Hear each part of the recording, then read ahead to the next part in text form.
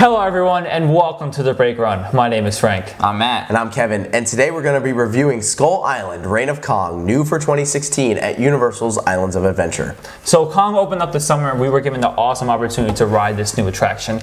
But our reviews are kind of mixed, as Matt, you loved it. Kevin, you were kind of disappointed by it, and I was in between. I really liked it, but I was underwhelmed by it. So Matt, why do you love Reign of Kong so much? Yeah, if you just look at it from an attraction standpoint, it's amazing. The ride vehicles, brand new, never been done before. The magnets in the path, also not really ever been done before, especially with a vehicle that large. Yeah. And the animatronic at the end was the big thing that came to this attraction. That is amazing.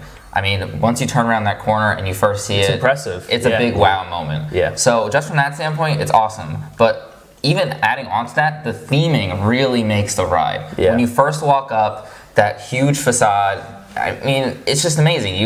You come around from Toon Lagoon, and you all of a sudden see Skull Island right in front of you. It's really cool. Yeah. It's really awesome. And then as you're walking through the queue, they have the big room with the witch doctor kind of like putting a spell on you.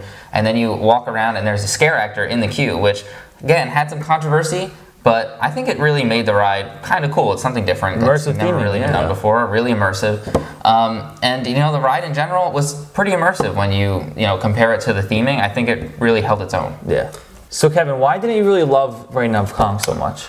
Well, you know, I don't disagree with anything Matt said. I do think that the theming was really incredible, but no matter how much you dress up a ride, it doesn't make up for how the actual ride is. I felt that all of the theming was shadowed by the actual story and the ride itself. For those of you that don't know, they built up this entire advertising campaign there was like this whole backstory where you're in the 8th Wonder expedition, you're visiting Skull Island on a tour. However, when you get into the ride, you have no idea what's going on. Yeah. You know, I think it's very cool that they have animatronic drivers, truck drivers, but you don't know anything about them. Yeah. You know, they marketed it as it was like going to be a different ride every time, but they're just kind of there and they don't really do anything. Yeah. And then when you go from the ride, it's screen after screen after screen, and Universal has been in some controversy that all of their rides are screen based. Or 3D screen rides. Yeah. So,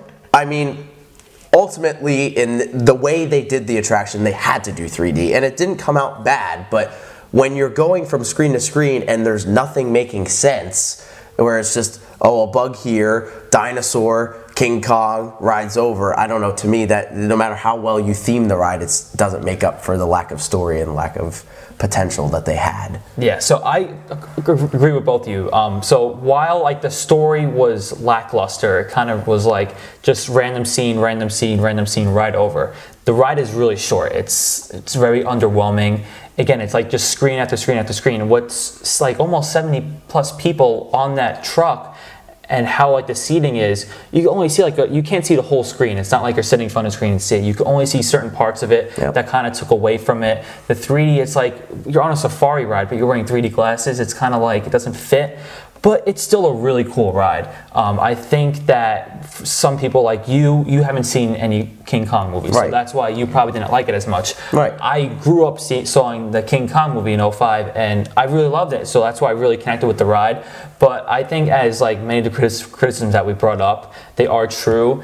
It still is a really cool ride. It's definitely go to Islands Adventure if you can ride it. It's worth it. It's something that you won't be able to experience anywhere else. And you know what? Like, it's been very popular among guests. It's been constantly posting throughout the summer over 90-minute wait times. So it's definitely a huge hit for Universal's Islands of Adventure, and it truly will be something that will be a hit for a while. So while I don't personally think it's the best addition they could have made, I definitely think it was a great addition. Yeah, I think in the long run, it's going to be something unique, something different. No park has done something like this, especially like with the theming. It kind of has like a horror feel to it.